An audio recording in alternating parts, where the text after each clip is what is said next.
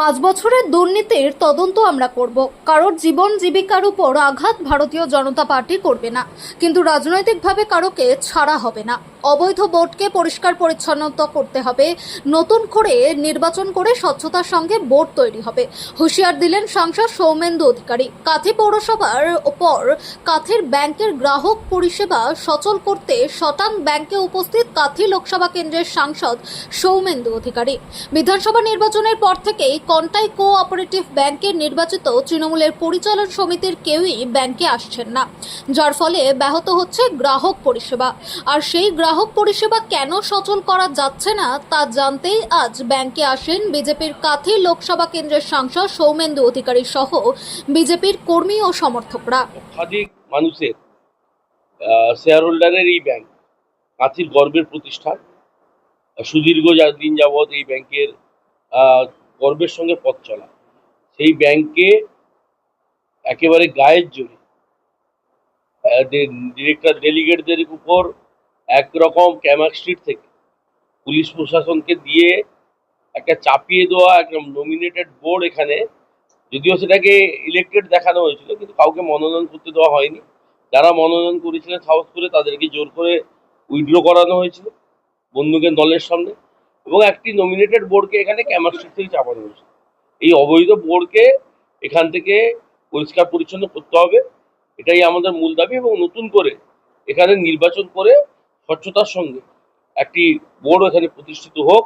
Contai cooperative ব্যাংকের তার সুনাম প্রতিষ্ঠিত থাক এবং সেই সুনামের সঙ্গে এই ব্যাংক চলুক এবং এই ব্যাংক তার সুনাম ধরে রাখুক, এইটুকুই আমাদের দাবি। নির্বাচনের পরে কে প্রতিনিধি এসছেন না এসছেন আমরা জানি না, কিন্তু যারা অবৈধভাবে এখানে বসেছেন তাদের বিরুদ্ধে রাজনৈতিক ব্যবস্থা গ্রহণ করা হবে, আমি এটুকু বলতে পারি। যে এই বোর্ড যখন তৈরি হয়েছিল তখন বারে বারে আমরা শুনতে পেরেছি বা দেখেছি যে শুভেন্দুর বিরুদ্ধে একাধিক ব্যবস্থা নেওয়ার কথা এখানে বহুবার আলোচনা হয়েছে, কিন্তু এখনো পর্যন্ত মমতা বন্দ্যোপাধ্যায় 2020 সালের 19শে ডিসেম্বর শুভেন্দুবাবু যেদিন ভারতীয় জনতা পার্টি জয়েন করেন, আমাদের আদরণীয় গৃহমন্ত্রী অমিত শাহজির হাত ধরে মেদিনীপুরের ময়দান, কলেজিয়েট স্কুলের ময়দান, তার আগে থেকেই তিনি বহু লম্ফজম্প করছেন এবং তার পর থেকে প্রকাশ্যে তিনি সর্বত্র এবং তার প্রশাসনকে কাজে লাগিয়ে তিনি শুভেন্দু অধিকারীর বিরুদ্ধে নানান ধরনের তদন্ত, নানান ধরনের কমিশন, এখানে স্পেশাল অডিট, অমুক অডিট তমুক অডিট, নানা ধরনের ব্যাংক, পৌরসভা থেকে শুরু করে এইচডি থেকে শুরু করে তিনি সর্বত্র করিয়ে নিয়েছেন। তিনি 5 বছর সময় পেয়েছিলেন এগুলো করার, অশ্বডিম্ব। কোথাও তিনি কিছু খুঁজে পাননি, খুঁজে পাওয়ার কারণ হচ্ছে কোথাও কিছু নেই। শুভেন্দুবাবু জনগণের জন্য নিবেদিত, তার নিজের কিছু নেই। তিনি এখনো একজন মুখ্যমন্ত্রী সাধারণ মানুষের মতো জীবনযাপন করছেন, এবং তারা যারা অভিযোগ করছিলেন সে সময়, সে অভিযোগগুলো কাগজেই রয়ে গেছে এবং তাদের মুখেই রয়ে গেছে, সে অভিযোগের কোনো ভিত্তি নেই এবং সেই অভিযোগগুলো সমস্ত মুখ থুবড়ে পড়েছে। আমরা গত 5 বছর ধরে এদের যা যা যাবতীয় দুর্নীতি তার সঠিক তদন্ত আমরা আগামী দিনে করব, এবং তার জন্য আমরা কোনো তাড়াহুড়া করব না। আমরা তাদেরকে আশ্বস্ত করতে চাই, তারা এখন নিশ্চিন্তে ঘুমোচ্ছেন, ঘরে ঘুমোন, ভালো কথা। কারো জীবন জীবিকার উপর কোনো রকম আঘাত ভারতীয় জনতা পার্টি করবে না, কিন্তু রাজনৈতিকভাবে কাউকে ছাড়াও হবে না। আর যারা দুর্নীতি করেছেন তাদের দুর্নীতির একটা দুর্নীতির হিসাব হবে। আপনার পাশে বসে রয়েছেন প্রাক্তন চেয়ারম্যান চিন্তাভাবনা পশ্চিম পাশে, তো এর আগেও দেখা গেছে যে ইলেকশন পিরিয়ডে বিভিন্ন রকম ভাবে হেনস্থার শিকার হয়েছে।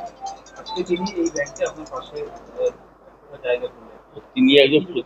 তিনি একজন স্বনামধন্য প্রতিষ্ঠিত একজন ব্যবসায়ী, তার এই ব্যাংকে না এলেও তার চলে, তার রাজনীতি না করলেও চলে, তিনি সরাসরি রাজনীতির সঙ্গে যুক্তও নন।